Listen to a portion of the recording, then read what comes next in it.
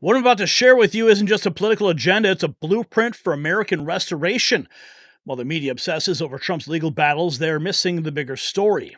His team is already mobilizing for day one: border security, energy independence, military reconstruction.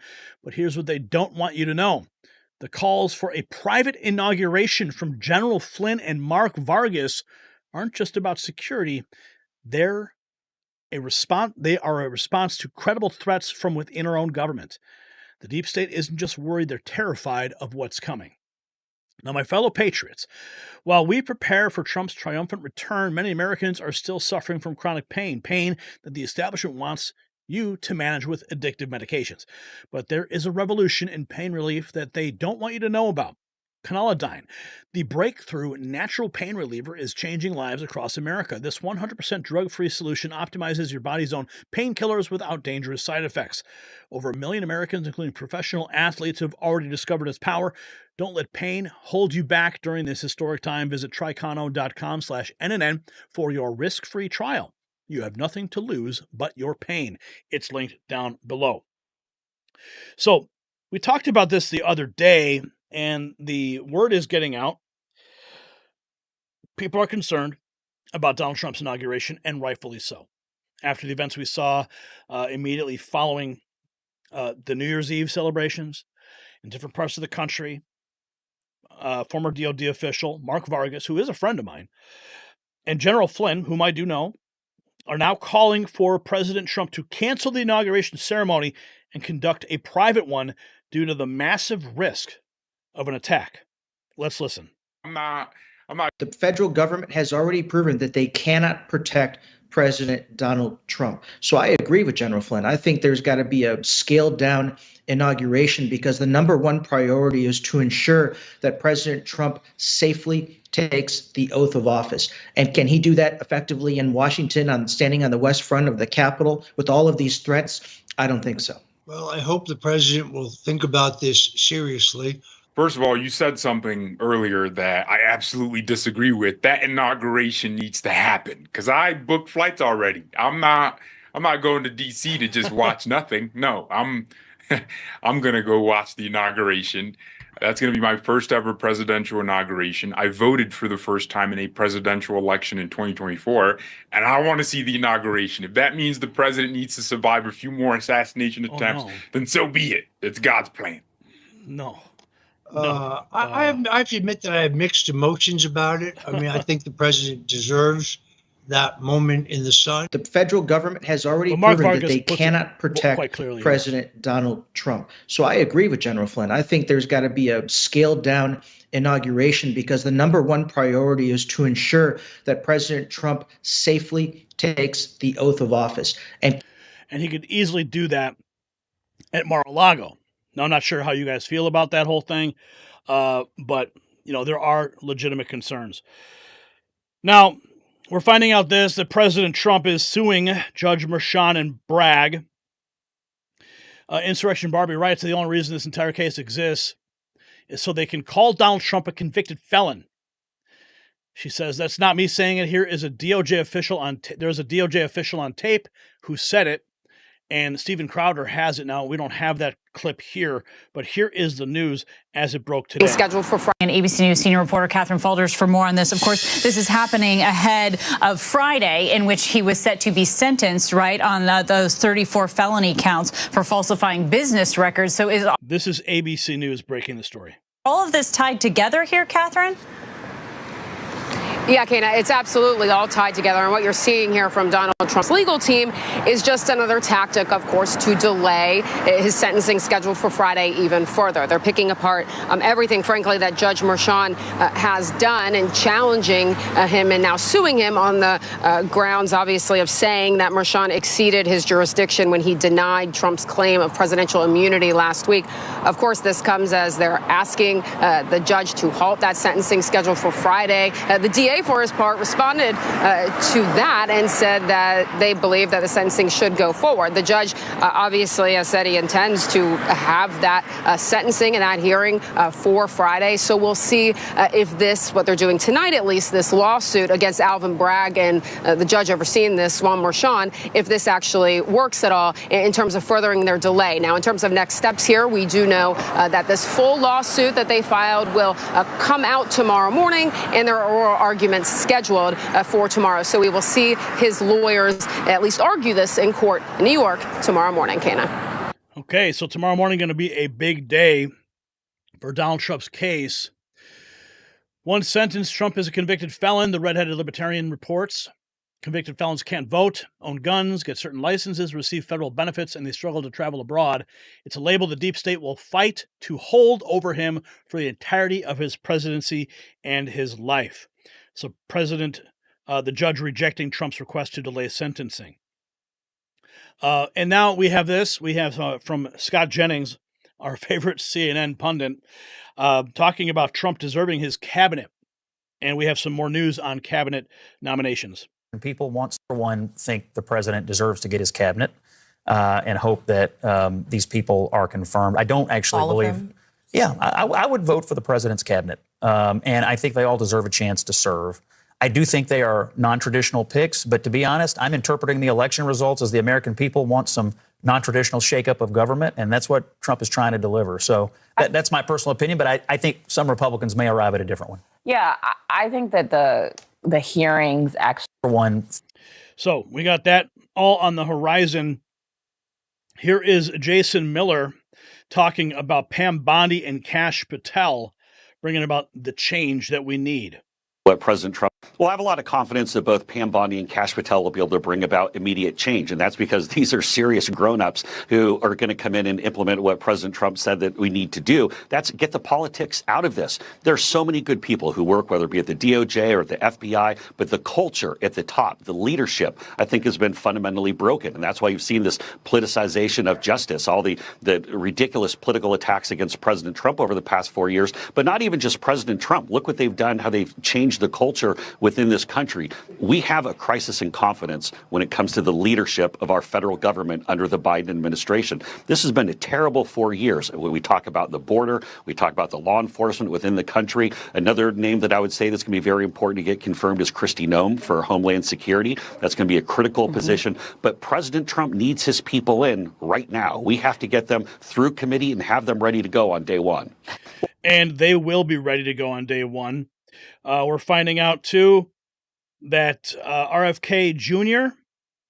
has reportedly locked down enough votes to be confirmed as President Trump's Director of Health and Human Services, which is absolutely critical to take the fight to Big Pharma.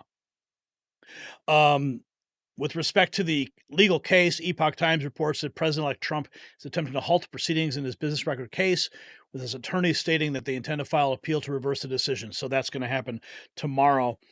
Laura Logan says, I'm with this guy. Nothing we've been told so far makes sense. I'm not buying any part of it. General Michael Flynn says, Trump needs to stay safe and protected. These attacks make zero sense, but the facts that we do not know yet lead to anything that makes sense yet. Jennings calling out the lawfare in New York that we're talking about now. Democrat. In fact, many believe the tide changed when it was even filed as a criminal charge against him. People started to lean in more. But now that he's won, does the next set of events even matter in terms of what the judge will do? Well, look, I think it matters because it's another reminder that radical Democrat political activists abuse the criminal justice system in New York, all to create a political talking point. Look, Ellie is exactly right, our legal analyst here.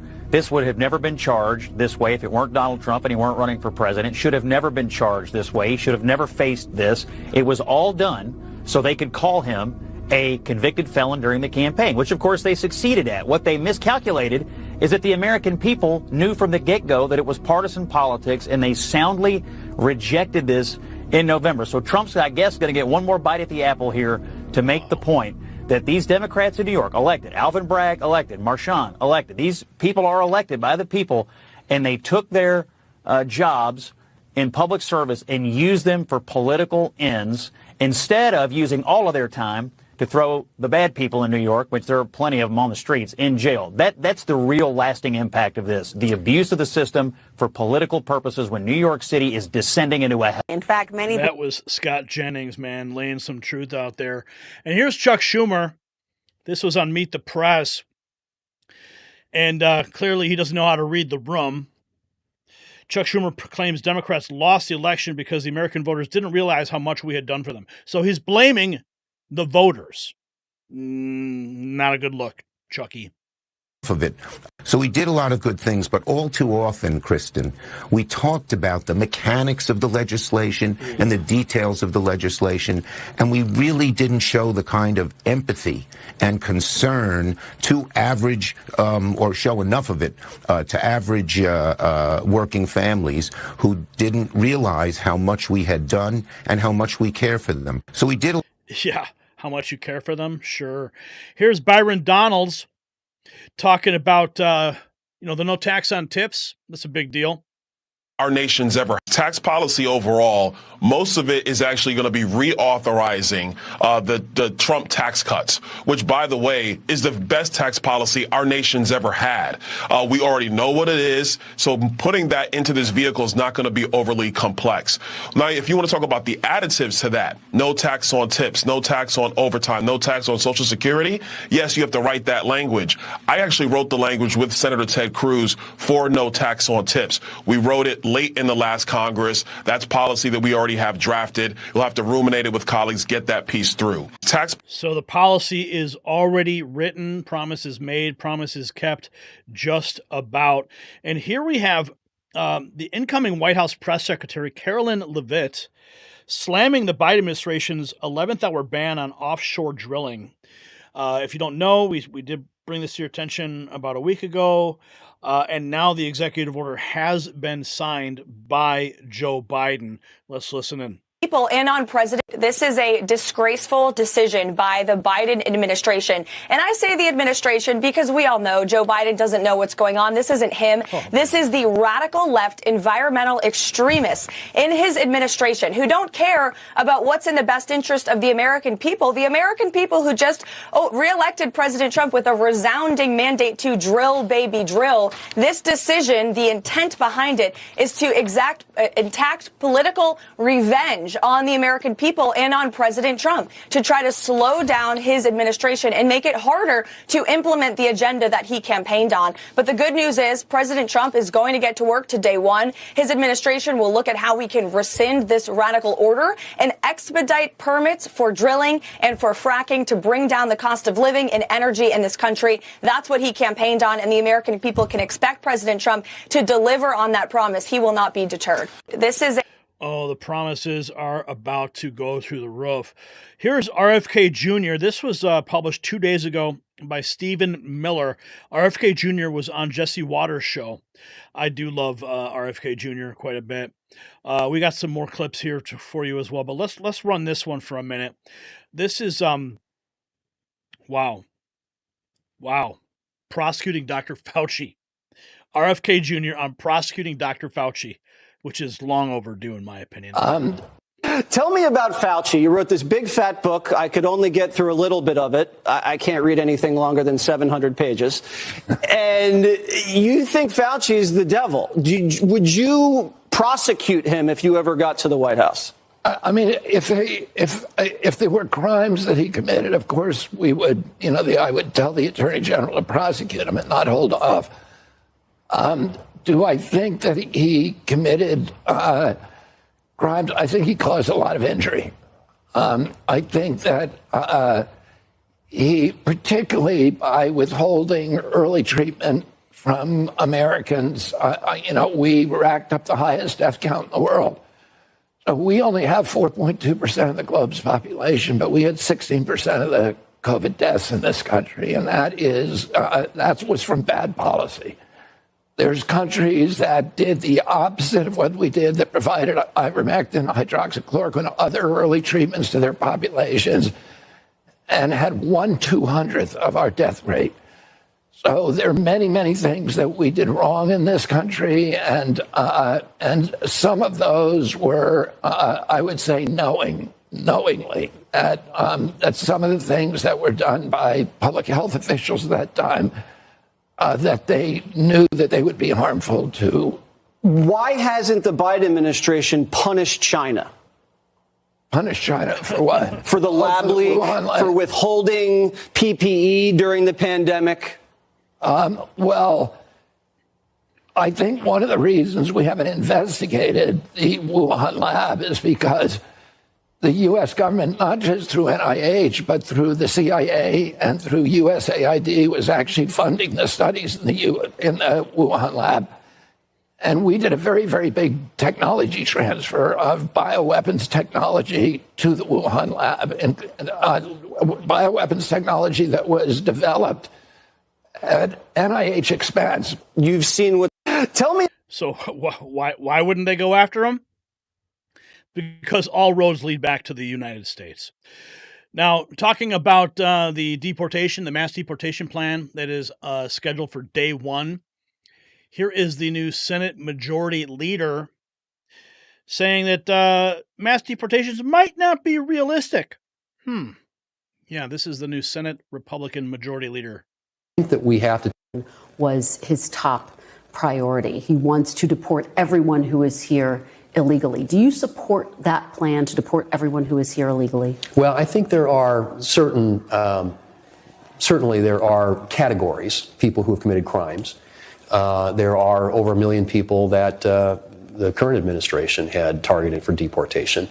And so I think that we have to take seriously the fact that there are a lot of people in this country today, over 10 million, who've come in just in the last 4 years under this administration's policies, many of whom are not here for good reasons. I mean, we know we've apprehended almost 300 people at the southern border. They're on the terrorist watch list. And you've got criminals and cartel members and gang members and all of the above.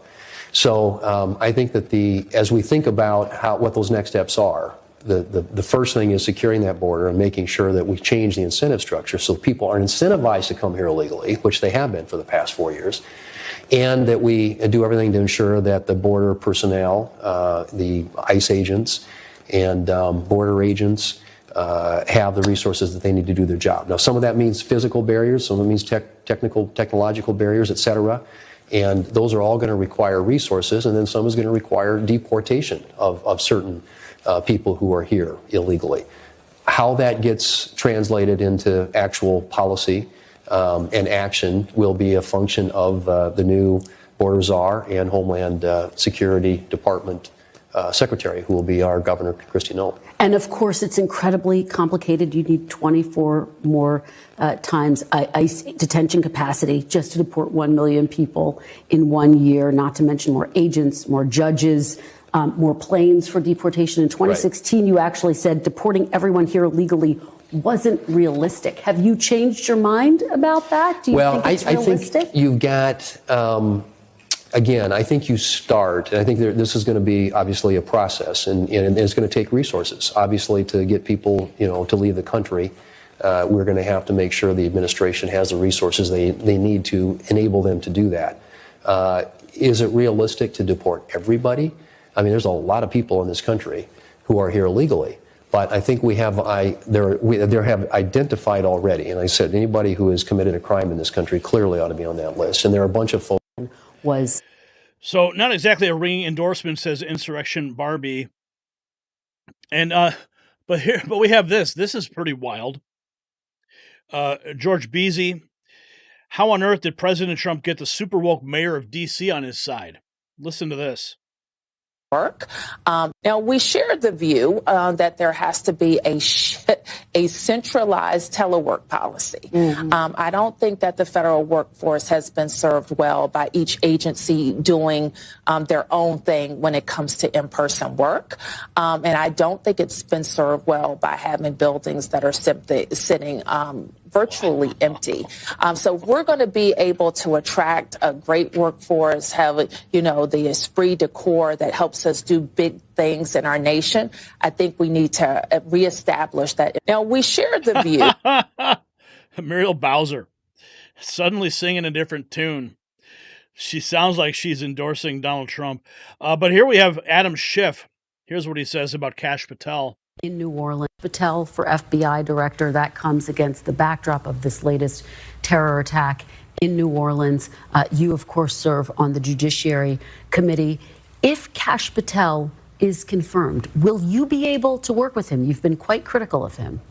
Well, first of all, Kash Patel should not be confirmed. And I think the terrorist attack in New Orleans and my heart goes out to those who have lost loved ones in that attack, just underscores again the importance of having someone directing the FBI that has experience, that has judgment, that has character, that will prioritize defending the country against the violence we saw in New Orleans or the violence we saw on January 6th. Not someone whose top priority is political vendettas, who believes in deep state conspiracy thinking, not someone who is as unqualified as Kash Patel. So Kash Patel is an easy one. He should not be confirmed. Yeah, Adam's just very nervous about Kash Patel because he knows that he will be in his crosshairs. But here we have this total lie, misinformation push on MSNBC by Senator Chris Murphy. Chief Nerd says Senator Chris Murphy is spreading outrageous lies about RFK Jr. ahead of his confirmation. Listen to what he has to say. Literally, yeah, I do see these nominations as winnable fights, but Democrats have to fight the fights. And frankly, Chris, I don't see that happening across the Capitol right now. I mean, I've been talking ad nauseum about how Kash Patel is being put into the FBI literally to destroy the rule of law, to enable Trump's dream to put his political opponents in jail. Why are we giving RFK Jr. a pass? Okay, he wants to ban pharmaceutical advertising. That's nice. He also wants to kill our kids by withdrawing vaccines from our schools and taking fluoride out of our drinking water. Wow. I mean, Democrats have to fight these nominees, and not just like once a week, every day, because the only way that Republicans even consider voting against them is if the temperature has been turned up all across the country. And I just worry that we are not working the way we need to work against a nominee slate that is just absolutely bonkers and out of the American mainstream by a million miles. Yeah, you forget something, Senator. We are the mainstream now. Okay? There's a mandate in place, and your disinformation isn't going to fly anymore. Doesn't matter how many times you run to MSNBC. Okay? Now, speaking of MSNBC, Rachel Maddow throwing a temper tantrum over Trump replacing the IRS commissioner. Who is currently Billy Long, should not be the appointed commissioner of the IRS when Trump becomes president, because nobody should. And that's because there is no vacant position to nominate anyone to. The IRS already has a commissioner who is currently in the middle of a 5-year term that doesn't end until 2027. The IRS isn't like any other government agency. It's not like, the State Department, where a new president's going to have a new foreign policy, and so he gets to nominate a new Secretary of State when he gets sworn in. The IRS isn't like that. It is just a technocratic institution that is supposed to crunch the numbers and carry out the job of collecting taxes in a technocratically efficient and sufficient way. A way that doesn't change from one administration to the next. And so the IRS is one of those agencies where the top person isn't supposed to turn over with a new president. The job has a 5-year term. It's specifically supposed to overlap into various presidents' terms because it's one. Okay, hold that thought, Rachel, because Donald Trump is talking about implementing tariffs, and there's even whispers of abolishing the IRS and the income tax altogether. So it would make sense that he would want to replace the IRS commissioner. See, that's what Rachel's not. She's not telling you all the facts here. Maybe in the next 20 seconds she'll bring it up, but I doubt it. Those jobs that really desperately needs to be independent and protected from politics. No president in modern history has ever fired the IRS chief at the start of his term just because he wanted his own guy in there. The fact that Donald Trump apparently wants and intends to do that should itself ring alarm bells. You know, I think it's funny is that she says that the IRS isn't political. But what about when they weaponized the IRS against the Tea Party? Y'all remember that? Now we have this. This also in from Lauren Boebert's office. Lauren Boebert has introduced legislation to abolish the ATF. Speaking of abolishing agencies, we've got that. We've also got this from Donald Trump. He posted this 24 hours ago. Members of Congress are getting to work on one powerful bill that will bring our country back and make it greater than ever before. We must secure our border, unleash American energy, and renew the Trump tax cuts, which were the largest in history, but we will make it even better. No tax on tips.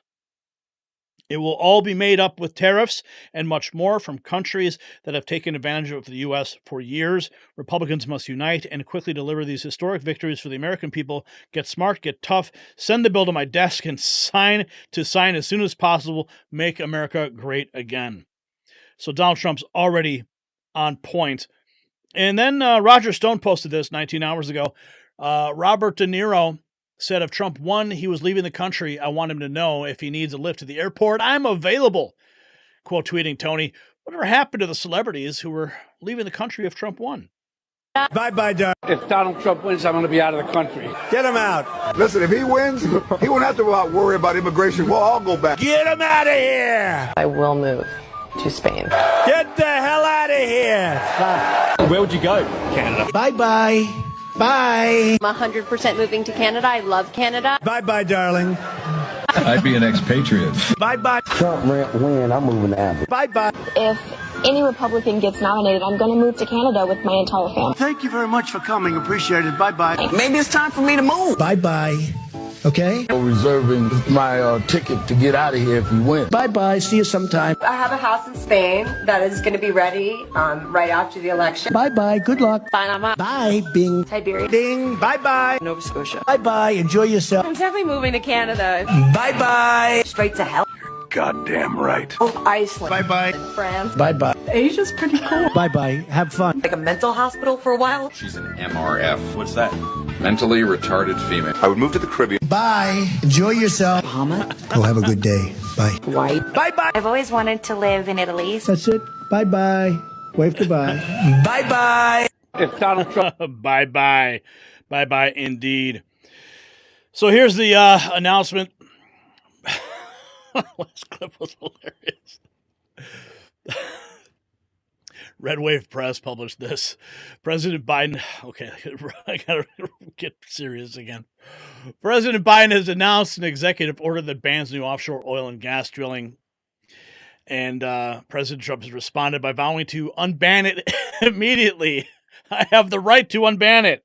Gas comes from. And President Biden announcing an executive order that permanently bans new offshore drilling along most of the U.S. coastline.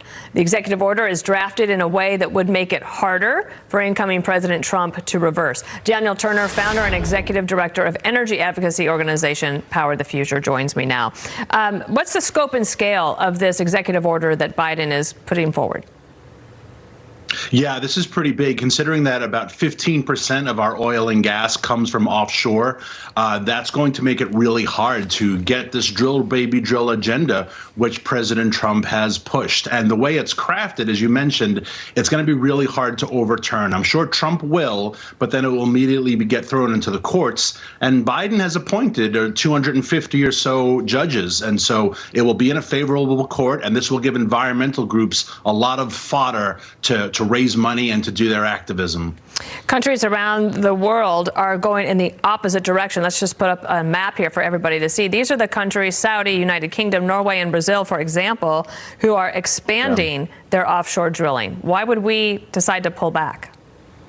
Well, and that's the crazy thing. China is operating in the Gulf of Mexico. The world's largest offshore oil platform is operated by China in the Gulf of Mexico. It's in international waters. Russia and Norway are operating in the Arctic. And so Joe Biden is saying to Alaskans, you can't operate in the Arctic. He's saying to Texans and Louisianans, you can't operate in the Gulf. But in this case, Russia and China, our enemies are. They are tapping into oil and gas reserves that are basically in America's back pocket. So it's insanity. It really is. And you have to question if anyone listening thinks, well, this is to protect the earth. If this were really about the environment, why did it take 4 years, right? We saw during COVID when Biden administration thought they had the solution, you had to take it, regardless of whether or not you wanted the mask or the vaccine. It was obligatory. If this was really medicine to cure the planet, why did it take the administration 4 years to implement it? So this is just pure politics at its worst. Got to get things done. We don't get them done. I see it just came over that Biden has banned all oil and gas drilling across 625 million acres of U.S. coastal territory. It's ridiculous. I'll unban it immediately. I will unban it. I have the right to unban it immediately. What's he doing? Why is he doing it? You know, we have something that nobody else has. I mean, nobody has to the extent we have it, and it'll be more by the time we finish because I'll be able to expand. You know, we're going to expand our country, and it'll be more. We have oil and gas, and whether you manufacture widgets or gadgets or whatever you happen to be doing, some countries have to work very hard to do that. We do too, and we will. But we have oil and gas at a level that nobody else has, and we're going to take advantage of it. And when I see somebody saying he's going to ban 625 million acres, he doesn't know what that is. He doesn't even know what 625 million acres would look like, and we can't let that happen to our country. It's our greatest. It's really our greatest economic asset. And we're not going to let that happen to our country. We're not going to let it happen. And then we have this. This is the border czar Tom Homan on the Venezuelan migrants. They want to take their people. This administration has not forced these countries to take them back. And we have what we call a third safe country. We already have countries talking about taking back people from other countries. If for instance, Venezuela don't want to take their people back, there's other ways we can do it. There's other countries be willing to accept them. We're hoping that President Trump will work with Venezuela and like he did with Mexico and El Salvador and get these countries taken back. If they don't, they're still going to be deported. They're just going to be deported to a different country. We're not going to be held up on removing public safety trust in this country. We got to put the safety of the American people first. And then there's this curious piece of news. Libs of TikTok posting that Dana White, Donald Trump's buddy, has joined Meta's board.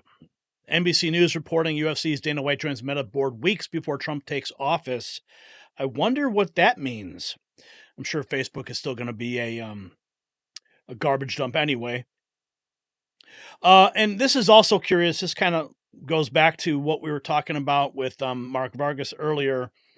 John Cordillo posting that the other day I told you guys there are active and operational terror cells in the U.S. Now a United States congressman is confirming that.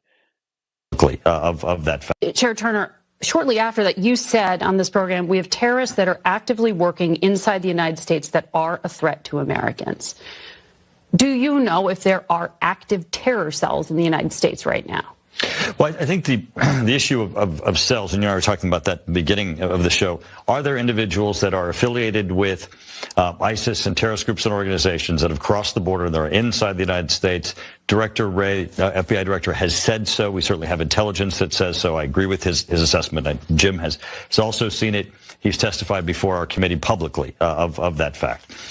Those individuals are working in conjunction with ISIS with the intention of harming Americans. The director has said it directly. They are known to U.S. intelligence and law enforcement. And we are working diligently to try to take them down, to prevent them from doing so. And that's why the director is publicly saying such. And that's what the new administration is going to be handed. The fact that these individuals are here, that we need to locate them, we need to remove them, we need to bring them to justice and prevent them from doing harm to Americans. So we were talking about the ATF earlier with Lauren Boebert. And here she is on the floor of the House talking about the legislation to abolish the ATF. What do you think? Should we abolish the ATF? Firearms. Bureaucrats don't create laws. Congress does. This rule functions like a law that Congress never passed. ATF, alcohol, tobacco, and firearms. We don't trust the ATF because of their overreaching actions, exactly like we're seeing with this rule. Instead of providing regulations that keep our communities safe, this agency has made our communities more dangerous by laundering weapons to the cartels. Operation Fast and Furious exposed the recklessness of the ATF, how little regard they have for the rule of law, and Americans have had a hard time viewing these agencies and its rules as legitimate. Gun-free zones are the most dangerous places in our country. The Second Amendment is absolute, and it's here to stay. Bureaucrats don't. So Lauren Boebert on fire on the House floor, getting ready to take aim at the ATF.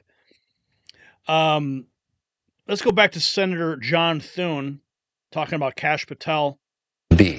Are you certain that Kash Patel's priorities would be fighting crime, protecting national security, rather than settling political scores? I think that he understands what his mission would be if he is successful in getting confirmed to that position at the FBI. The FBI is an agency that I think is in need of reform and needs a good makeover, so to speak, and probably a good amount of house cleaning when it comes to just the perception the American people have of it. And these institutions that the American people need to have confidence and trust in, I think that confidence and trust is largely eroded. And there's an opportunity to fix that. I think that's what I sat down and met with him. I think he understands that's the mission. And if he's successful through the nomination process, I hope that he will take very seriously that responsibility and focus on what he can do to make the FBI operate in a way that is protecting the American people and also being accountable to the same. We definitely need him. Senate leaders have invited President Trump to meet with them this Wednesday to get their marching order, George Beasy reports. Well, we're likely going to meet with the president, in relatively short talk about what he'd like to have done. Whip John Barrasso, when the king moves, the pawns act. And now we're finding out that Guatemala has just received, on January 2nd, Mario Nafal reporting that 4 flights from the U.S. landed in Guatemala, deporting around 500 individuals from detention centers in Virginia, Texas, and Arizona. That's curious. Donald Trump's not even in office yet.